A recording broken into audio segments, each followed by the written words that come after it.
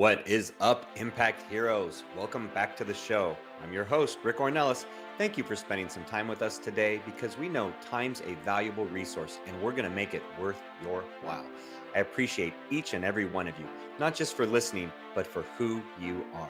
I know you're sparking change to make the world a better place every day, and I am humbled and grateful for your efforts.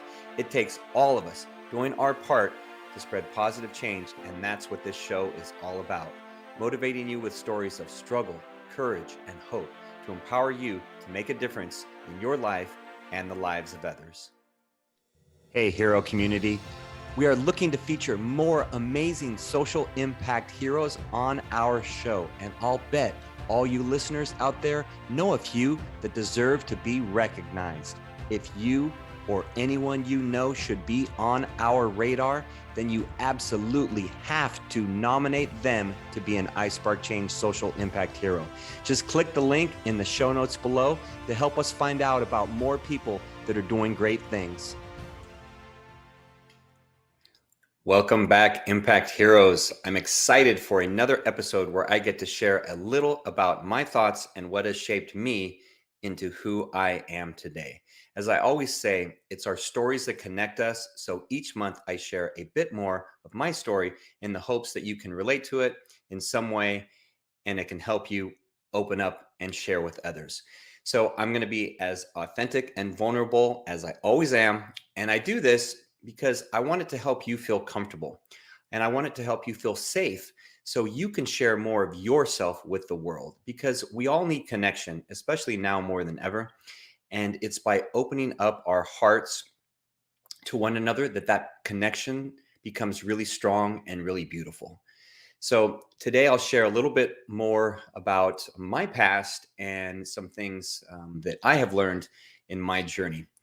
So many of you know my accident story. It was where 21 years ago, I was in a major car accident where I nearly killed my family. And as I rolled a car on the freeway in the rain. And if you don't know the story, then go back to episode 1 and you can hear all the details. But for today, I'm focusing on the time of reflection after the accident, because that's when my life really changed. And for a lot of us, it takes tragedy, it takes some kind of traumatic event to really move us to change. And, that's when, for me, I made a commitment to myself, my family, and to others to be better. And did it work? Well, in some ways, yes. In many ways, no, because we're all human. We all have many flaws and we're all very stubborn. I know I was.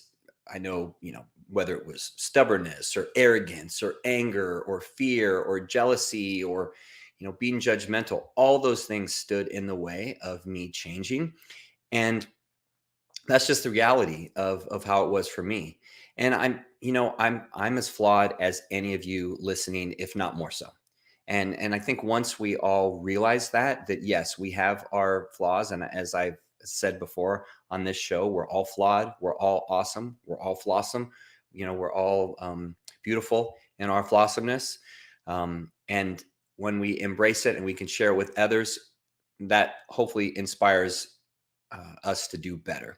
So that's what I'm going to do today. I hope that inspires you not only to do better, but to be better, which is what it did for me, because I wanted to live, by some of the lessons that Christ taught us, to love one another as He loves us, and to be kind to others, which was the golden rule and the foundation of what we should do on a daily basis.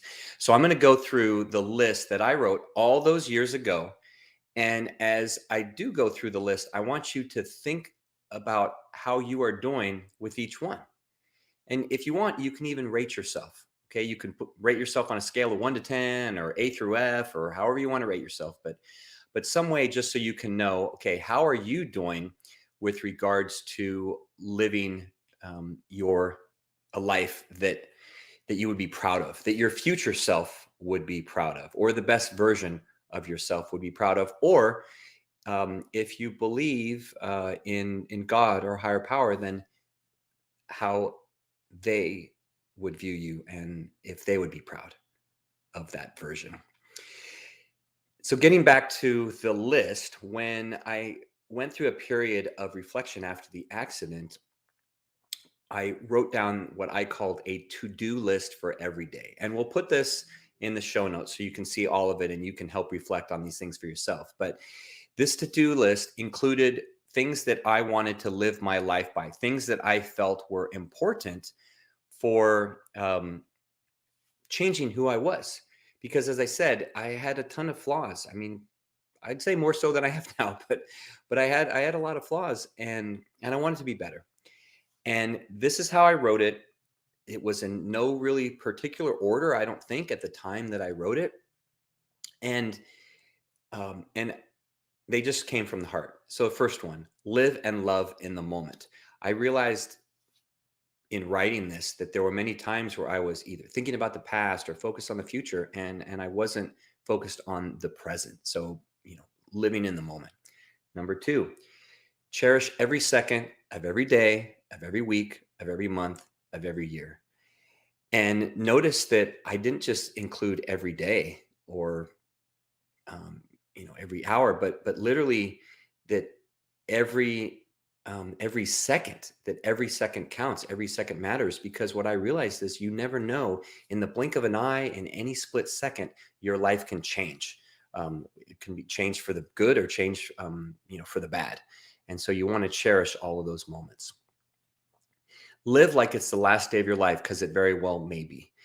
And kind of like the previous one, that's how I felt after that accident. I felt that, that should have been the last day of our lives, and it wasn't. And we were given a gift, and I had to honor that. I had to always live as if there was not going to be a tomorrow. Accept everything as the gift from God that it is. One thing I realized when I was a younger man is that my faith was not where I wanted it to be, and I'm always working on that. It's still not where I want it to be, because I always aspire to be closer to God, and I felt that a way to improve that faith is to realize that everything comes as a gift from God. That whether the world would deem it as good or bad, that it is something that comes as a gift. And this is one that over the years I know I struggled with, especially when the pain would come. Or I know, as an athlete, I had a lot of injuries and some bad ones. And as I'd be suffering with, like, a few years back, with a herniated disc in my neck, and pain that just would not go away 24/7 in my shoulder blade, and numbness in my arm, I remember asking, God, why is this happening? Why am I, suffering? Why is this taking forever to heal? And it honestly, it took that at that time, it took 2 years to heal. And even as I record this right now, it's kind of having a flare up after a few years, where it's kind of rearing its ugly head again. And I'm in a much better place now, where I can accept it and say, okay, what is this going to teach me? What can I learn from this? Um, Rather than just being in the past, just being frustrated and upset that I couldn't do the things that I wanted to do. So that's a real big one for me, and hopefully for you too. Treat everyone with the utmost respect and kindness. And this is Christianity 101, or this is kindergarten 101, really. But when you treat everyone with the utmost respect and kindness, you do unto others, then hopefully they're going to do unto you. And it's just a simple tenet that we should live our life by. And that goes right into the next one. Don't be harmful with words, hurtful with words or actions. One thing I realized at that time is that, as I said, I was arrogant and stubborn. Is that a lot of times I would just blurt something out, either towards my beloved wife or towards my kids. I would say something, and then very soon after, that pain and that guilt of regret would come, and thinking, oh my gosh, how did I say that? Why did I say that? Why was I so hurtful with my words or actions? Why did I do that? And and really putting a focus on that, it can help to prevent you from taking that action or saying those words that you can't take back. You can't take back. Don't be harmful. Kind of similar to the previous one. I realized at that time that that sometimes whether I didn't intend it. So kind of different from the previous one where, let's say you'd be in an argument, you just say something because you're mad and you're upset and you blurt something out. But the other one, you don't feel harmful. That's where I realized that, I was either being sarcastic or I was saying something that I thought was funny at someone else's expense, and that was just very harmful for them. And as that young guy, that's just not something um, that I realized. And it took others. It took my wife pointed out. It took others pointed out, and really sharing with me. And I remember even my boss at one point that, sometimes those um, those jerks or jokes or things can be really really harmful. Um, that was a big one. Don't be foolish. You can look at this in however way it impacts you. For me, it was in being foolish with money, or it was being foolish with my actions, or being just acting a fool, just quote unquote acting a fool, because I know I did plenty of things that looking back, I scratch my head and think, okay, what the heck was I thinking in doing that? Don't be wasteful of anything. And I remember writing this one, and I wrote, don't be wasteful, because I remember my parents, always, oh, clean your plate. There's kids starving, on the other side of the world. And you can't be wasteful of food, and you can't be wasteful of this. And for me, it became so important to not just, when it came to food or material items, but really wasteful of emotions, or wasteful of time, or wasteful of energy, because there were plenty of things that I was spending time on that I shouldn't have, that I would have considered wasteful at this point in my life, looking back in retrospect. Don't be in a hurry. That's a big one. And that's a big one still for me to this day, that I still work on, because I get so focused on wanting to be productive and wanting to accomplish a lot, and equating busyness with productivity. And it's interesting because I even coach people against this. And this is something that, in a group coaching I'm doing, I just shared with everybody just last week about, busyness, productivity or busyness doesn't, equal necessarily good action and productivity. And being in that kind of hurried nature, that always in a rush, that always trying to get things done, to do something else, all that leads to is, a lack of focus on the right things, or focusing on the wrong things. And it's just not a good place to be. Coming down to the last couple: open your mind and heart always. For me, a long stretch of my life was spent with a closed heart. And I don't want to place blame on anyone as to why that may be the case. I will say that, growing up with parents that were very strong and disciplinarians, and in a family of divorce, and a father who was an alcoholic, who I loved very much, and was my hero for a big chunk of my life. Um, that that coming out of that environment, I think that all did play a role in me not being open emotionally and not wanting to show emotions. And it really wasn't until after this accident, and having a family and starting a family and having three young girls. And I think that's part of why God gave me daughters, is to be able to really connect with them emotionally, and really love them deeply. Not that I wouldn't love a son, but just to have that bond that a father has with a daughter. And that really helped me to open my mind and heart, and to really practice that in everything I do. And that has become a big part of my life. And I'd say, for the last 20 years, that's one that I've probably been a lot better at. That, it took some time and development, and after that point, and working on it with my wife and with my kids, and that I'm very open, and I try to keep my heart open always, and my mind.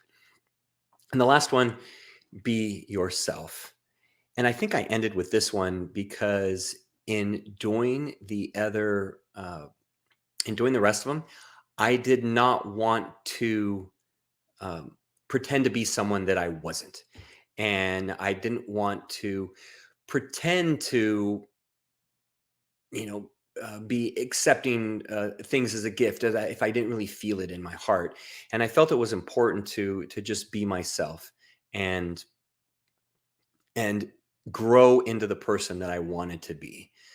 So as I said, I'll put this list in the notes.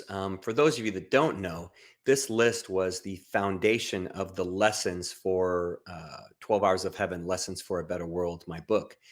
And there, you won't see the exact same. You won't see the exact same ones in the book. They are different. However, they were the foundation that inspired those lessons and inspired the story 21 years ago. So I hope you enjoyed this short episode. I hope it has impacted you in a positive way to ignite some spark moments for you and others. Remember those spark moments, those ones that are going to cause a ripple effect and have a far greater impact than the initial act. So I thank you for taking time today to let me share my heart with all of you. God bless you all. Remember, Impact Heroes, every positive action can be a spark moment that has a ripple effect that spreads far beyond the initial act. So go out there and spark change. Don't forget, if you enjoyed this episode, then please smash that 5-star rating on iTunes or Spotify and leave a review. We value your comments and we want to hear from you in the community. Thank you for listening. God bless you, and we'll see you next week on the iSpark Change podcast.